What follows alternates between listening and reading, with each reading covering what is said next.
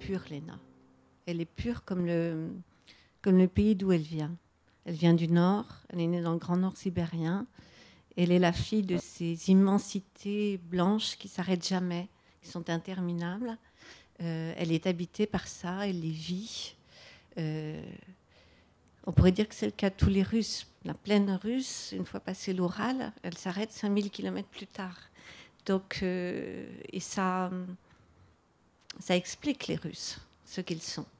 Mais en plus de ça, elle est fille de cette immensité dans le Grand Nord.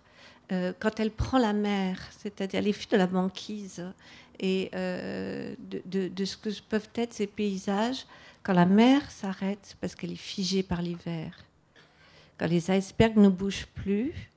Et donc voilà, elle est assise sur sa chaise, elle attend Vassia et elle écrit. Et quand elle attend Vassia, elle vit ce monde-là, ce monde de son enfance, de ce paysage-là, à tel point qu'à un moment, sa nourrice, Varia, se demande si au fond, ce qu'elle aime en Vassia, c'est pas plus son absence que sa présence. Et ça va changer.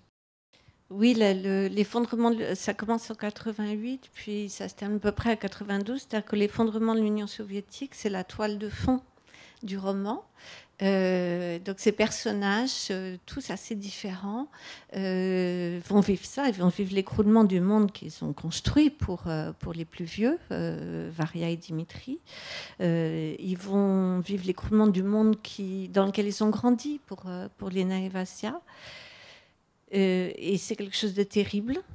D'ailleurs, ça a été terrible. L'écroulement d'un pays, du plus grand État du monde et d'un des pays les plus puissants du monde en quelques mois, c'est forcément terrible. Et ça a fait plusieurs millions de morts, en fait, économiques, mais réels. Et donc, ils vont vivre ça. Et comme ce sont des gens qui ne peuvent pas vivre sans la part du rêve, ils ont toujours un coup vernis pour la part du rêve. Et en plus, ils s'installent dedans, ils le vivent vraiment. Vassia, Léna est vraiment assise beaucoup de temps sur sa chaise à écrire et à vivre son monde interne. Et Vassia, elle va vraiment partir là-haut. Voir d'autres images qui l'emportent, lui. Ils vont finir d'ailleurs on va finir par comprendre qu'ils sont très proches. Dans leurs immensités. Ouais. Et chacun des personnages va vivre ça, s'accrocher à son rêve et trouver une place quand même dans ce monde qui s'effondre. Ils envoient un message assez doux, un message plein d'espoir. Et ils trouvent une place, je pense que c'est aussi lié à leur dignité. Ce sont des gens dignes.